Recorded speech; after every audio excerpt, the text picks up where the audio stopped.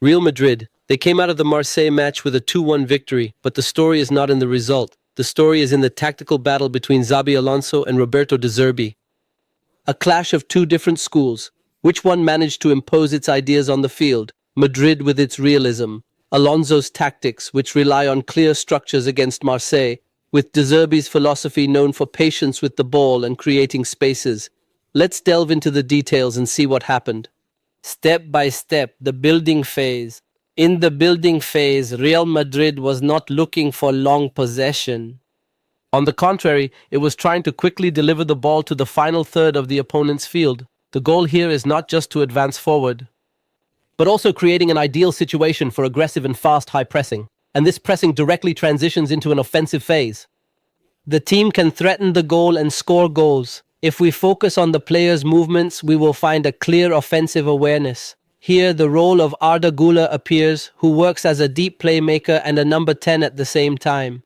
During the pressing, he always created spaces around him. He revealed passing angles and stayed a step ahead of the defenders. This is what turns any small mistake by the opponent into the start of a dangerous attack for the Royal Club.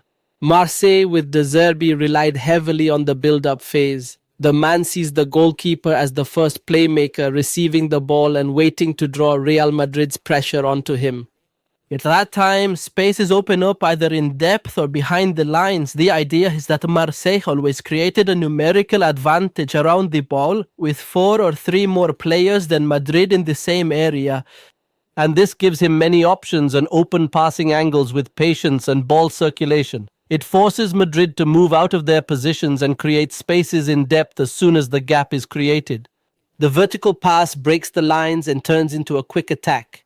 This is De Zerbi's style. Possession is not just to control the ball. For De Zerbi, possession is an offensive weapon used to exploit spaces, manage them to create gaps, and launch a quick attack. Let's move to the possession phase. In my opinion, this was the brightest point for Xabi Alonso. We previously talked about it in a full episode dedicated to his ideas and his influence by his coaches. Those who haven't seen it can go back and watch it. Alonso relies on 2 main concepts, positional play and positioning on one hand and relational or associative play on the other. But we need to clarify a point here. Real Madrid does not rely entirely on relational play as we see in Brazilian football. There is no absolute decentralization. On the contrary, Alonso has a very clear centralization. How does this show? Support at Madrid happens through shifting positions and compensation. Any player can provide support, whether a defender or an attacker, but there are always 2 fixed rules governing every movement, maintaining depth and maintaining width. Relational play here is not complete freedom, but is restricted by these 2 rules. This is what makes the viewer feel flexibility and dynamic movement, but in reality, everything is within a strict system.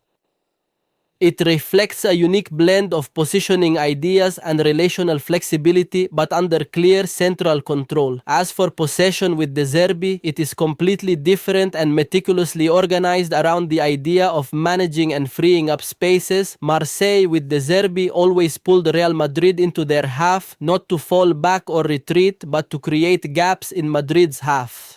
Here, the goalkeeper's role is not to initiate play like in the build-up phase, but to be an essential partner in possession itself. His presence always gives the team a numerical advantage against the opponent's pressure and opens an additional angle that keeps the passing continuous without interruption. Every time the opponent pushes and presses, a new space opens up, and with the first quick pass to the empty area, possession immediately turns into a direct and calculated attack. The second pillar in Marseille's possession is numerical superiority near the ball. In every situation, you find De Zerbi's players creating an overload around the ball with 3 or 4 options, more passing than Madrid. This ensures that the ball is always with them and that the passing speed is uninterrupted. The team relied on a 3-2-2-3 formation, and this makes the lines close to each other. This proximity not only facilitates passing, but also makes the passes faster and more direct, aimed straight at the spaces that have been cleared. Therefore, possession under De Zerbi is not passive possession or possession just for control. It is a well-thought-out tactical tool. The more the team maintains possession and probes, the more spaces are created, and the more the moment of possession turns into a precisely calculated, dangerous attack. At Real Madrid, Rodrygo is a very clear example of the type of play Alonso relies on. His first choice is always dribbling and penetrating into the depth with his individual skills. This is not just a coincidence, this is an intentional behavioral approach by the player.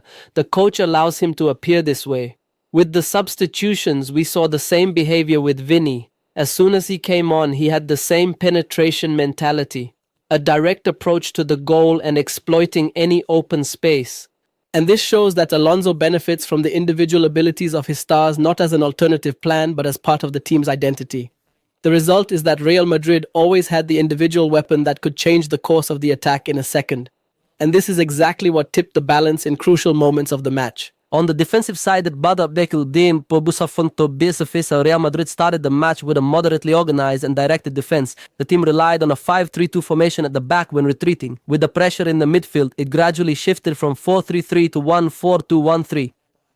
The idea here is that the lines were always close to each other to maintain balance. At the same time, it intentionally directed Marseille to its own half, instead of letting it easily penetrate the middle. In marking moments, players stepped out but with compensation behind. Any marker who moved forward was covered immediately. Near the penalty box, Madrid raised the intensity into aggressive man-to-man duels. At times in 4-1-4-1 or 3-2-3-2 structures. Pressure was always direct on the ball carrier in a guided defensive manner, but after Carvajal's expulsion, the situation changed. Real Madrid had to retreat more to maintain balance. We saw the team drop to a low 5-3-1 or sometimes a 4-4-1 in the midfield. The goal was to close spaces and reduce danger, relying on discipline in the lines rather than adventurous pressing. As for Marseille's defense, it primarily relied on a low, shape-oriented defense, 5-3-2. The goal here was to reduce spaces in the final third and force Real Madrid to move in specific areas away from the center of the midfield. The team was more organized in a 4-4-2 shape. And this is to calm the passing angles and close the paths that Real Madrid players might exploit between the lines.